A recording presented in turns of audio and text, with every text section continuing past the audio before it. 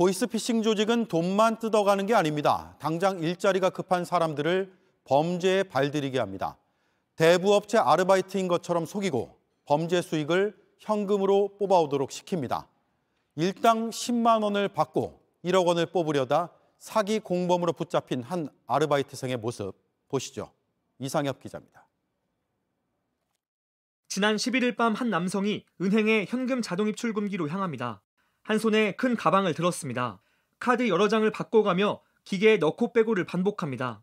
수상하게 여긴 주변 사람의 신고로 경찰이 출동했지만 아랑곳하지 않습니다.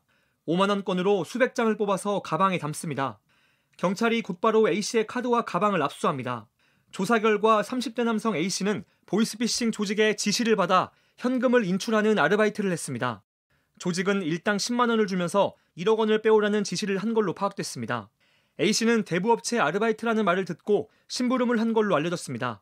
코로나19로 폐업 위기에 놓였던 30대 자영업자 B씨 역시 온라인 구인 광고에 넘어갔습니다. 금융 채권 회사더라고요. 아침 8시, 9시에 출근을 해서 저녁 6시에 끝난 일당 9만 원이었습니다. 역시 돈을 뽑거나 이체하는 일을 맡았습니다. 어디로 이동을 하라고 해요. 가서 기다려라. 돈을 갚을 채무자가 나왔는데 그분한테 그 돈을 받으면서 계좌번호로 이체를 하는. 2건을 처리했는데 B씨가 연루된 사기 피해 금액은 5천만 원이었습니다.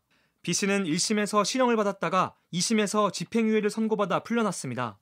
너무 바보 같긴 한데 이게 당시에는 아무도 안 보는. 손쉬운 아르바이트라는 말에 속은 평범한 사람들이 보이스피싱 범죄의 공범이 되고 있습니다. JTBC 이상엽입니다. 그런데 취업이 급한 20대와 30대뿐만이 아닙니다. 소득이 불안정한 40대 이상도 이런 현금 인출 아르바이트에 빠져들고 있습니다. 보이스피싱 조직은 누구나 할 수 있는 일이라며 사람들을 유혹하고 있습니다. 이어서 신아람 기자입니다. 주부인 50대 C씨는 경찰에 체포된 순간을 잊지 못합니다. 지금 와서 생각해보면 그분한테 감사하죠. 저를 마지막에 신고해서 잡힌 사람. C씨는 피해자들의 현금을 받아 보이스피싱 조직에 전달했습니다. 8건의 가담한 대가로 받은 돈은 20만 원입니다. C씨는 대출금을 받아오는 대부업체 아르바이트인 줄 알았다고 합니다. 제가 알았다면 그 사람들한테 피해를 주지 않았을 텐데 제가 무지해서 죄를 지었잖아요. 보이스피싱 공범으로 붙잡혀 다음 달 15일 법원에 선고를 앞두고 있습니다. 현직 경찰관이 지난 1년간 서울의 31개 경찰서에서 붙잡힌 보이스피싱 현금 인출책 500여 명을 분석한 결과입니다.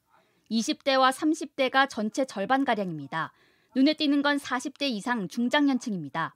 40%가 넘는데 2년 전보다 3배 가까이 늘어났습니다. 코로나19 대유행으로 소득이 불안정해진 중장년층이 범죄에 많이 연루된 걸로 해석됩니다. 대부분이 온라인 구인 광고를 통해 인출 아르바이트를 시작했습니다.